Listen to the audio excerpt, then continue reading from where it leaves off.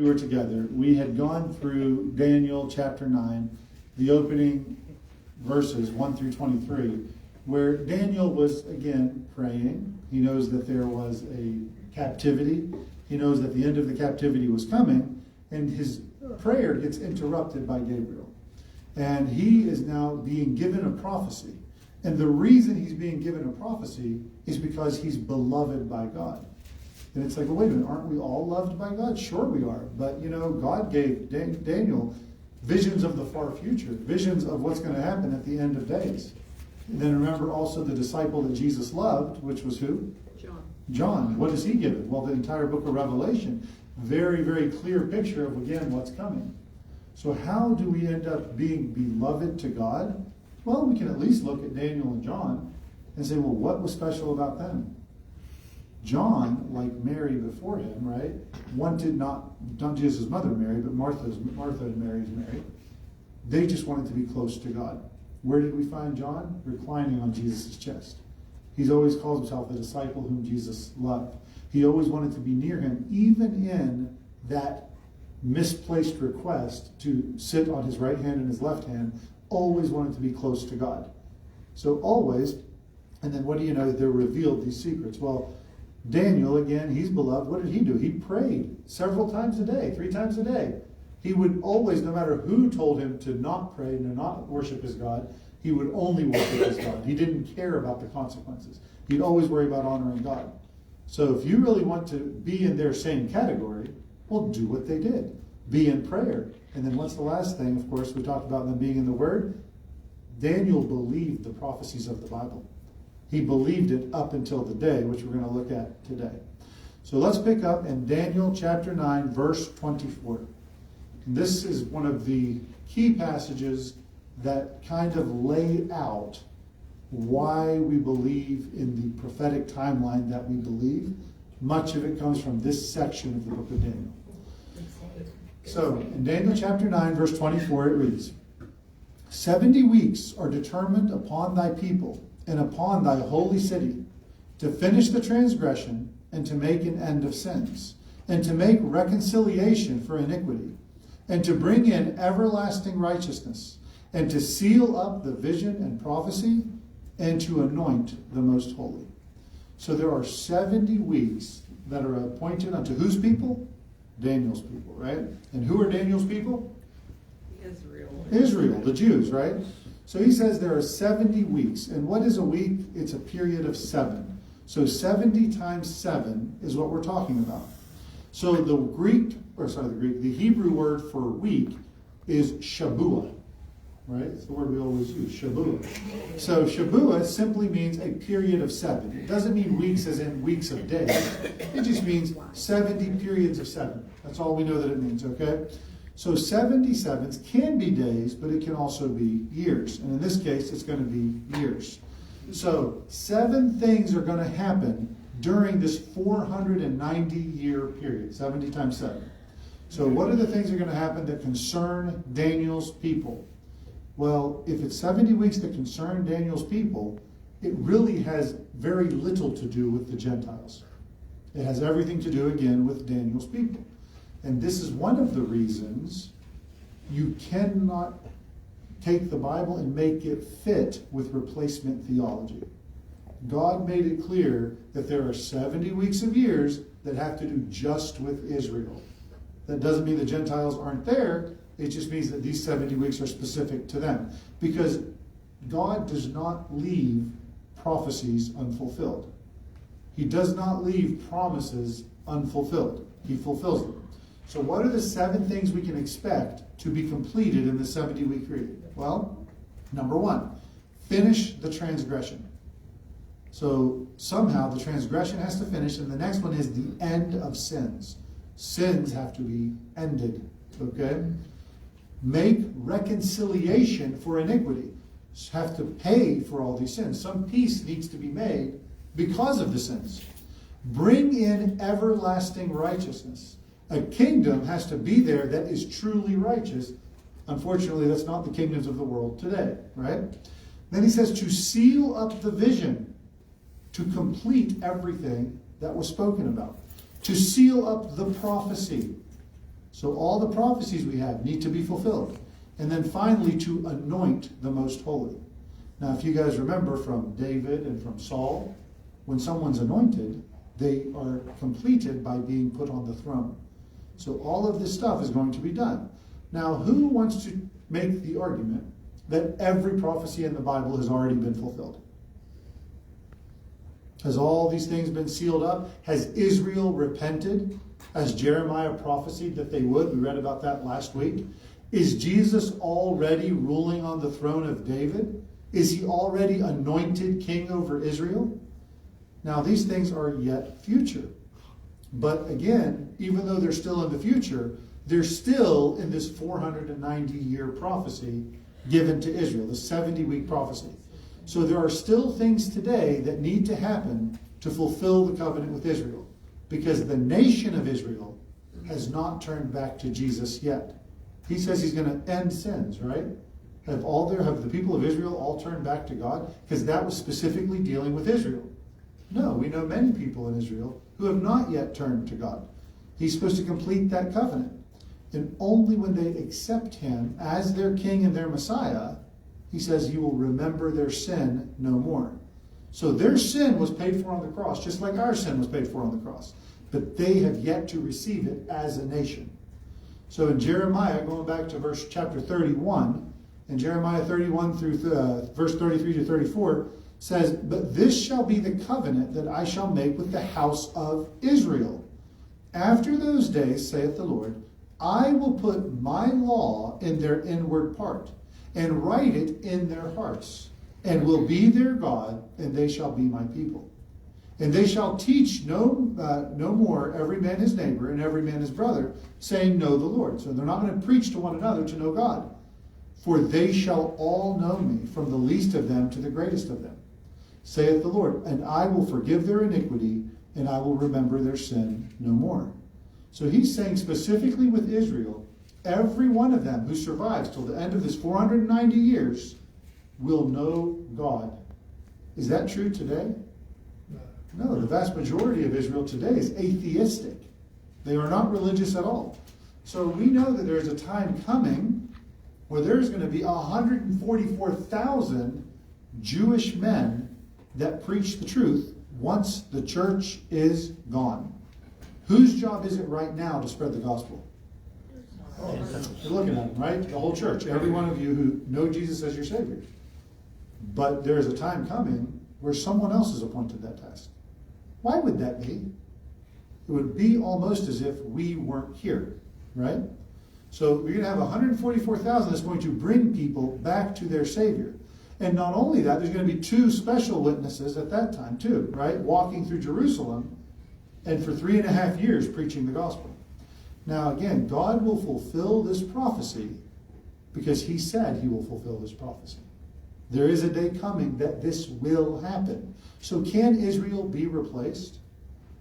No, they cannot. There can be a pause in that timeline, but ultimately that timeline will be fulfilled. It's for the house of Israel only. So now back to Daniel chapter 9, we continue in verse 25. He says, "Know therefore and understand that from the going forth of the commandment to restore and to build Jerusalem unto the Messiah the Prince shall be 7 weeks. And 62 weeks the street shall be built again, and the wall even in troublous times." So there are 2 time periods written about here, and it's written this way intentionally. So altogether, we have the 7 weeks, and then we have 62 weeks. So 62, okay, 62, and the 7 weeks is 7 weeks. So 62 plus 7 is 69 weeks. Remember, we have a 70-year period, and they're describing the first 69 weeks of years, okay? Or not 70-year, but 70-week period. So why is it worded this way? Why 7 weeks, and then why 42 weeks? Why not just say 49 weeks? Wouldn't that make sense? Well, it's worded that way because the first period of time, the 7 weeks, that's going to be 49 years, okay? And in those 49 years, guess what gets done? The city of Jerusalem is rebuilt. You see Israel, particularly Jerusalem, rebuilt. The beginning of that, you see the walls of Israel with Nehemiah.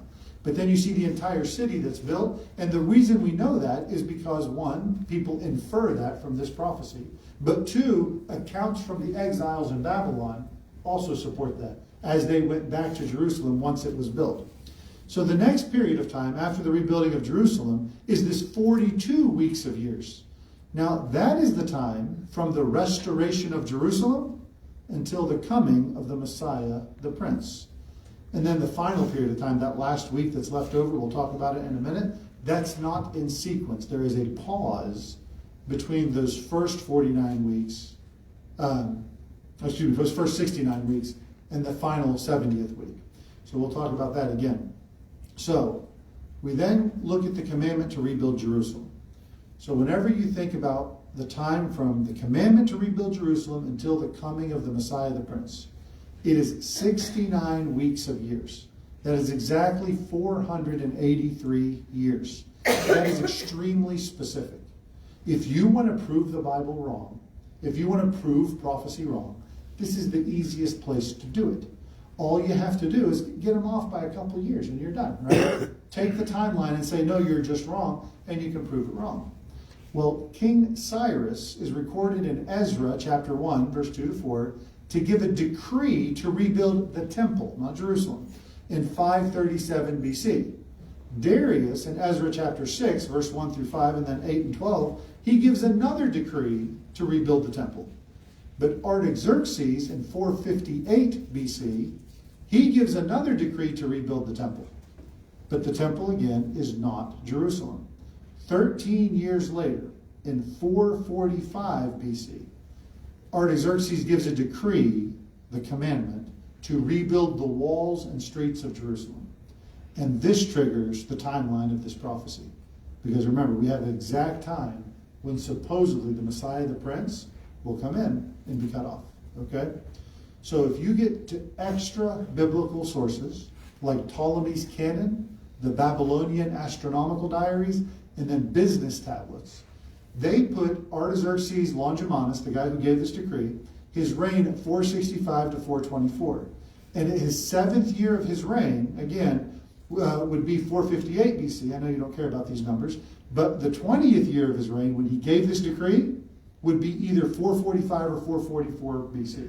It's right, one or two of those years, nobody knows exactly for sure. And it's dependent on whether you use the Jewish calendar or the Persian calendar. One of them says 445, one of them says 444. So Nehemiah chapter 2, verse 1, it says the request, when he wanted to rebuild the Jerusalem, it was the month of Nisan, in the 20th year of King Artaxerxes. So we know now the month that it was written in, and the year it was written in. It was decreed. So he specifically granted letters to rebuild the walls of Jerusalem. So the decree goes out.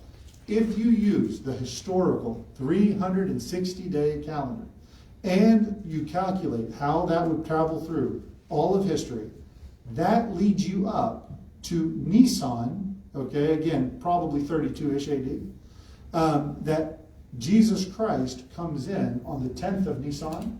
He rides in on his donkey, right? Whenever they're all praising Hosanna, blessed is he that comes in the name of the Lord. Happens to be exactly 483 years after that decree went out.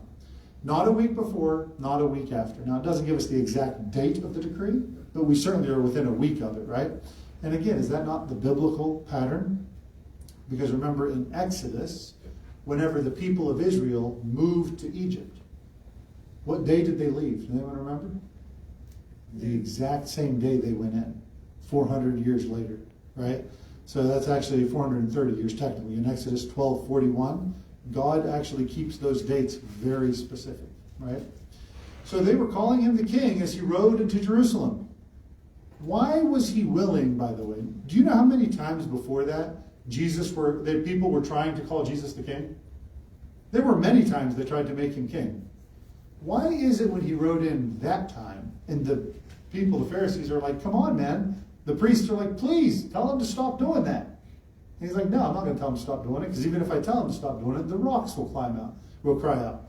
Why is it that he accepted worship as the king then, but wouldn't accept it before then? Because of the joy that was set before him. Okay, the joy that was set before him, but they could have crucified him anytime, right? They could have made him king, or they could have rejected him and crucified him.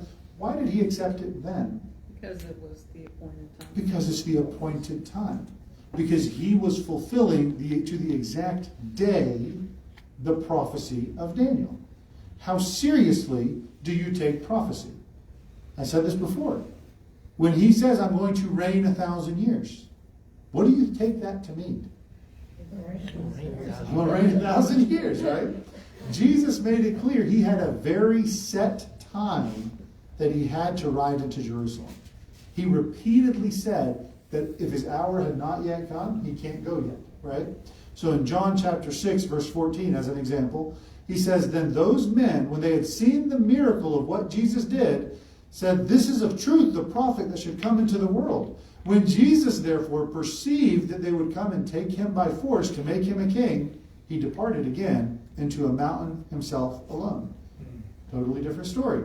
In John chapter 7, verse 28 to 31, it says, then cried Jesus in the temple as he taught, saying, you both know me, and you know whence I am. Am I not come of myself?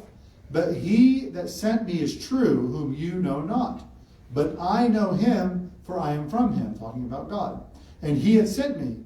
Then they sought to take him, but no man laid hands on him, because his hour was not yet come. They couldn't make him king when they wanted to, and they couldn't kill him when they wanted to. It was only when he wanted to. Even when his brothers, in another place in John, told him, hey, aren't you going to go down to the festival? Declare who you are. Declare, at the feast. And he's like, my time has not yet come. You're of this world. I'm not of this world. Right? So he had a very specific day when he was going to enter in on a donkey. And he intentionally performs it, so he rides in while what is happening? The Passover lambs are being killed. They're being selected to be killed on the Passover, right? He rides in as they're inspecting him. The priests are over here inspecting all the Passover lambs. Absolute symbolism, of course, as we know. He is our Passover lamb. And he is buried during the Feast of Unleavened Bread. And he rises again on the Feast of First Fruits. Coincidence? Obviously not. God had all this ordained and planned from many times before. Now here's... Because you were confusing me about all these dates and the sevens and all that. And so I had to put it into chat so I could organize it for me and get this. This is what it says. Okay, all right, seatbelt on. We'll do all of it cleanly, in order, and without theological whiplash. And by the end of this won't feel mysterious anymore. It'll feel engineered. It is engineered. It's true. It is engineered. Because God engineered every ounce of it. Yeah, so cool. That is awesome. Now, here's the scariest part about this for people who don't take Bible prophecy literally. Jesus expected the people of Israel to know this prophecy and to believe it. He held them accountable to know the prophecies of when their Messiah was coming, right? They should have taken it seriously without spiritualizing it. How do I know this? Well, in Luke chapter 19, verse 41 to 44, it says, when he was come near, this is right after all this entry, right? He beheld the city and wept over it, saying, if thou hadst known, even thou, at least in this thy day, this is your day, this was the day, the things which belong unto thy peace. But now they are hid from thine eyes. For the day shall come upon thee, that thine enemies shall cast a trench about thee, and compass thee round, and keep thee in on every side, and shall lay thee even with the ground. Your whole city is going to be wiped out. And thy children within thee, and they shall not leave in thee one stone upon another, which is exactly what happened to the temple and, of course, the city. He says, why? Because thou knewest not the time of thy visitation. How seriously do you take prophecy? I have met many Christians, and I'm not being judgmental of their faith. I believe that they're saved. But whenever you start to discuss prophecy, they don't want to talk about it. They don't want to hear about it. They have no interest in it. I would say that it's actually a very important part. It is a huge part, not just of the New Testament, but of the entire Bible. And God wrote us this letter for us to understand. Doesn't mean everything's easy to understand, but we're still responsible to study it and to learn from it and to grow with it, right? So do we, like Daniel, take it seriously and then believe that God's going to do what he said he was going to do? Or are we going to be like Israel did when Jesus first came to them and not know the day of our visitation? So if we take it seriously, let's see how we can apply these next few verses. So, verse 26 of Daniel, chapter 9. He says, and after 62 weeks shall Messiah be cut off. Oh my goodness, okay, so now we are at the 69th week of years, and the Messiah will be cut off, but not for himself. And the people of the prince that shall come shall destroy the city and the sanctuary, and the end thereof shall be with a flood, and unto the end of the war desolations are determined. And he shall confirm the covenant with many for 1 week. Okay, we now see, from the beginning of verse 27, that the final week happens once this false prince, this prince that shall come, has destroyed the city. Well, how much time does it take between the time the Messiah is cut off, not for himself, and the coming of the Antichrist? Well, this is a proof that there's a pause here, because he tells us right here in verse 26 that the people of the prince that shall come, after the 69 weeks of years, they're going to destroy the city and the temple. Well, that didn't happen until 70 AD, right? So Jesus died in 32 or 33 AD. This is the temple and the sanctuary, the temple and the city were not destroyed till 70 AD. That tells you that final week of years is sometime long after Jesus' death. We are still in that pause between the 69th week of Daniel and the 70th week of Daniel. Are you following me, or do I need to go through that again? Okay, so we're in this pause. This is the exact timeline of prophecy. You want me to go through it again? I don't even know if I'd get it if you went through the second Sorry, time. go ahead. I'm going to try to break it down a little bit. Go I ahead. understand we're in the 69th and moving into the 70th. We're in between them In now. between them, but nowhere does it ever say how long that period is. It does not say how long it is, but it does tell us what marks the beginning of it. So that's the one thing we have, right? So just again, to summarize it all, just to make sense, God tells Daniel through Gabriel, there are 70 weeks that I am going to deal with Israel. There are 70 weeks that I have appointed that have to do with Israel, right? The first 69 of them will continue on until the Messiah is cut off. So the first 69 weeks ends when Jesus is killed. That's where we're done. The final week is when this prince enforces a treaty or a covenant with Israel. So all we know right now is that prince has not yet come and Jesus has been cut off. So we are now in between the 69th week and the 70th week where God is directly dealing with Israel based on these prophecies. Does that make sense? So we're somewhere in between. That's all that you have to know so far, okay? So once the Messiah came in with his triumphal entry, he's cut off. But do you notice he's not cut off for himself? He is cut off. He is killed for all of us. He's killed for others, right? Those who are not himself. So, and Can I ask a question? yeah, go ahead. Who's the person, it might not even be one person, but who determined what a week is? So whenever Like you're saying a week is years or A week- 7 years or whatever. Who determined that? Who the came up word with week, that? the word week only comes from Jesus' creation, right? So that's where we get, it's just a period of 7. It doesn't say years or days or anything.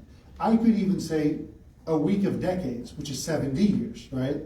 But when I say a week of days, right, that means 7 days. But a week of years is 7 years.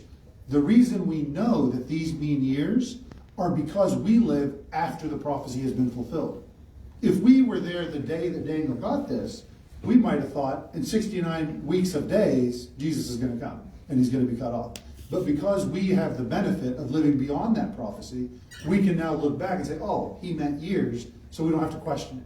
Does that make sense? Yeah. And the interesting thing to extra confirm that is I really don't hear anybody bickering that, you know, I mean. Oh, yeah. How, you know, there's different things. where Historically, people say, there's no "This way, question way." on this. Yeah, it's like Yeah.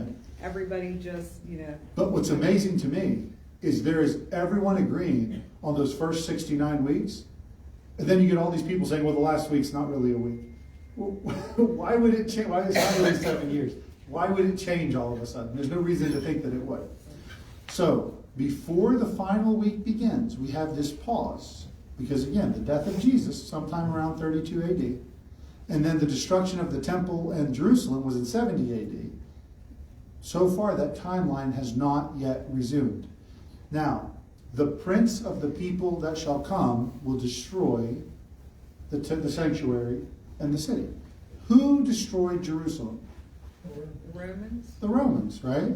And he says the people, that's the people of the prince that shall come. So based on this passage, a lot of people tend to believe, and I'm among them, that whoever the Antichrist is, he will have risen out of the Roman Empire. Now, that leads to bigger questions. Because the Roman Empire involved what? Does anyone remember what countries? The whole northern continent of Africa, right? Most of the Middle East, and of course, almost all of Europe, which now includes all Canada, the United States, most of South America, Australia. We have a really big area to select from. Now, some people want to say, no, he has to be Roman from Italy. We don't really know, right? But it is very interesting. So he says that this timeline is not resumed yet, and the prince that shall come will be from these people. All right. So what should we expect? He actually tells us what's going to happen between that 69 weeks of years and that 70th week of year, that period of time we're in right now. So what's going to happen? Well, number one, there's going to be war, right? Look at the verse. He says he's going to be cut off. The people of the prince that shall come shall destroy the city and the sanctuary, and the end thereof shall be with a flood, and unto the end of the war desolations are determined. So there's going to be a war with desolations. The word desolation, what's that mean? To lay waste, okay? To disintegrate, to destroy, to wipe out. Well, from 70 AD up until 1948, was there a nation of Israel? No. There was no nation. The area was occupied somewhat by Jews, but also by other groups that live in the area. Very small groups, and really nobody cared about that land very much. So up until 1948, we didn't have that. And the people of Israel, where were they when they didn't have a nation? Scattered. Scattered everywhere. But remarkably, even though they didn't have a nation, they all remembered that they were Jews. And the whole world remembered too. That is a miracle. Okay, that is a miraculous intervention. My parents came from Lebanon. I came from Lebanon. I moved to this country. My wife is an American. My children, let's just say they may know they're Lebanese, but what are their kids going to identify as? American. And their grandkids are going to say, you know what, I think I have some Lebanese in me. And that's going to be the end of it, right? The point being that Israel did not have a nation for 2,000 years and did not integrate anywhere. Everywhere they were, the Jews still knew they were Jews, and they were hated because of it. That's fascinating. That is, again, the hand of God. So, when does all this trouble end? Right now, first of all, is Israel at peace? I know we talk a lot about the Abraham Accords and all this stuff. Is Israel actually at peace? No. No, they sure aren't, because they continue to have trouble on every side. When does this trouble end? Well, when the verse tells us it ends. Until the end of the war. Well, what war? Well, it's also in the verse. The Messiah, the Prince, and the Prince of the people that shall come. So the Messiah, the King, and the Prince that shall come. There is a war between Jesus Christ and this false Christ, this Antichrist that's going to be coming into the world, right? So here we see that this war, when it's over, then that last week is there, right?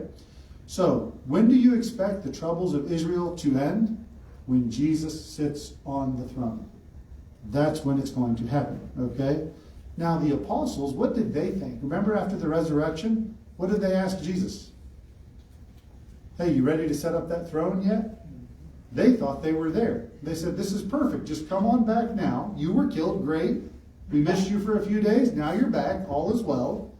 And what does he say in Acts chapter 1, verse 6? They say, when they were therefore come together, they asked of him, saying, Lord, wilt thou at this time restore again the kingdom to Israel? Did the apostles expect a physical reign of Jesus Christ on this earth? Yeah. Yes. Did Jesus say, oh, you misunderstood, I meant it spiritually? Is that what he answered? No, he answered like this. He said to them, it's not for you to know the times or the seasons, which the Father has put in his own power. I'm not giving you the date of when this starts. This is God's choice, not yours, right? But you shall receive power. After that the Holy Ghost has come upon you, and you shall be witnesses unto me both in Jerusalem and in all Judea and in Samaria and unto the uttermost parts of the earth. Paul later reveals the reason for the delay in Jesus setting up his kingdom. It's the mystery that he calls the church. The mystery of the church, which has a completely separate origin than Israel, and has a completely separate purpose than Israel, and a completely separate destiny.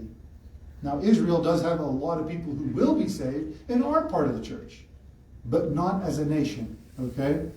So, what happens to Israel? Well, in Luke 19:42, remember when Jesus said that you will see me no more until you say, blessed is he that comes in the name of the Lord? You shall see me no more. That is what we call a national blindness, right? Do you remember Paul talks about this blindness where they will not see God, even though the evidence, they'll not see Jesus, even though he's right before them, right? It's because there is a time that we are currently living in that is this pause between these two periods of time, and it's called the time of the Gentiles. In Romans 11, verse 25, Paul talks about this. He says, for I would not, brethren, that you should be ignorant of this mystery. Don't miss this. Don't miss this. You got to be educated about this. This is Paul talking. Lest you should be wise in your own conceits. Don't you look down on Israel, right? Don't be wise thinking that you know something they don't know. He says, the blindness in part has happened to Israel until the Gentiles are full. Until the fullness of the Gentiles be come in. Until we have completed a separate period of time where God is working with the Gentiles. Then Israel's blindness will be removed. So, there is 1 week left, 1 week of years, 7 more years left after the fullness of the Gentiles, according to Paul, right? That's when the blindness is going to be removed. So today, we haven't seen the spiritual blindness lifted off of Israel. Not yet, anyway. We're hoping, we're praying for it. We're praying for the peace of Jerusalem, but we have not seen that. And we have not yet seen the Antichrist, who has enforced a covenant with Israel. And by his peace, he has destroyed many. We have not seen that. And we have not seen the physical throne of Jesus Christ set up since the time of the apostles. It has not happened. So, what more do we know about this final week and this coming prince? Let's see in verse 27. It says in verse 27, and he, the Antichrist, shall confirm the covenant with many for 1 week. And in the midst of the week, he shall cause the sacrifice and the oblation to cease. For the overspreading of abominations, he shall make it desolate, even until the consummation, and that determined shall be poured upon the desolate. Okay, so now we're looking just at that final week of years. Now you're going to hear me many times when we read Revelation or other places saying this last 7-year period that is after the fullness of the Gentiles is called the tribulation. And halfway through that, whenever he breaks the covenant, there's going to be something called the abomination of desolation. And that's what's going to lead into the last 3.5 years of this 7-year period that's called the Great Tribulation. So, this Antichrist, or this prince that shall come, all these different forms we have for him, he is going to come and enforce a covenant, confirm a covenant, okay? Now, the wars continue till the end. Just as history has told us, Israel is always at war. Even when they're not at war, they're at war. Some terrorists are plotting, something is happening, right? And so this man shows up and promises Israel peace. And he's going to do so by saying, look at all these peace treaties. Let's enforce them. So what should we be seeing today, if the end is as near as we all think it is? What should we expect to see? We should expect to see more and more treaties being made with Israel. More and more countries promising that they're going to have peace with Israel. More and more businesses saying, yeah, we're going to work with Israel. And then somebody's going to show up and say, you know what, these aren't being enforced. Hey, I'm going to make sure everyone holds up their end of the bargain. And Israel's going to rejoice. They're going to be excited.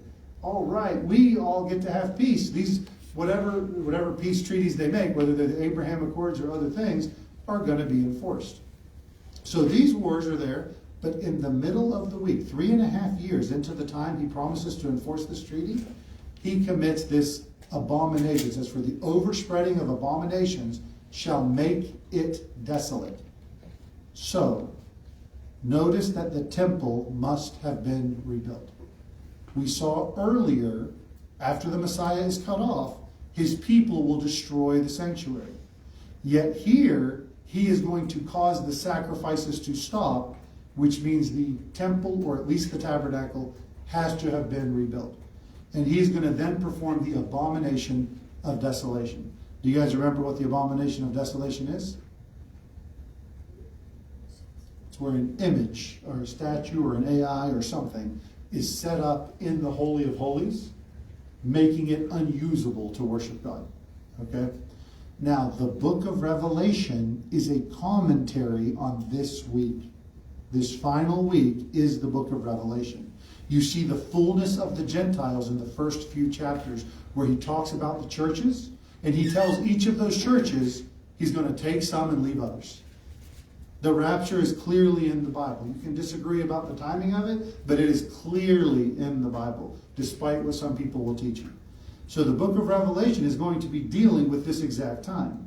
Now, yes, sir? But then you also talk about that artifact before. We've had this discussion a couple of times about the doorway that is to be opened. And it's a sign of the end.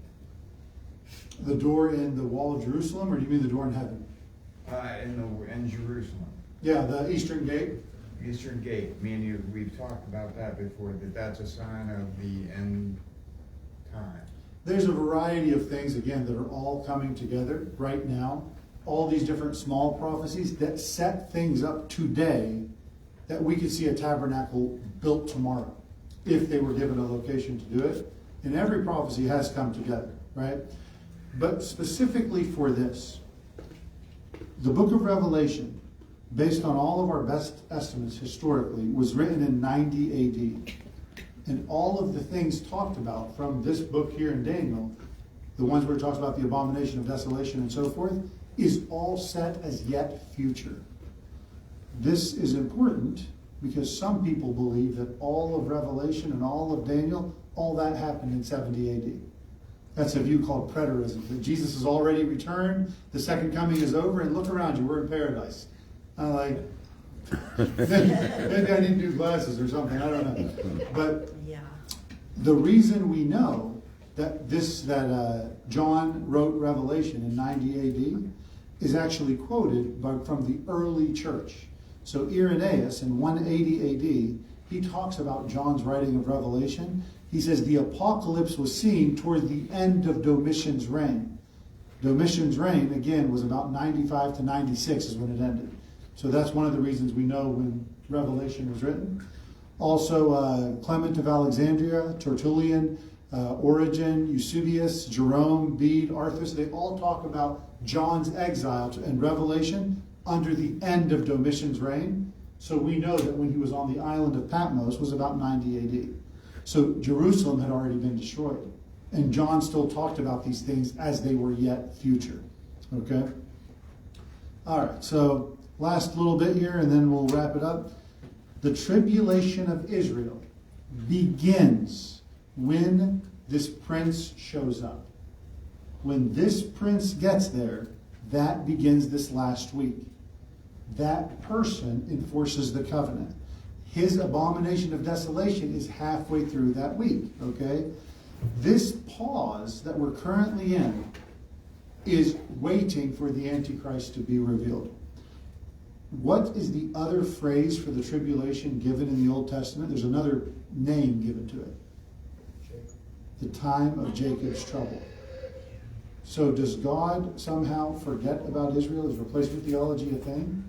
God doesn't think so. And I'm going to stick with God on this one. He believes there is a time coming because he's the one who wrote the book. He knows history. He knows the end from the beginning.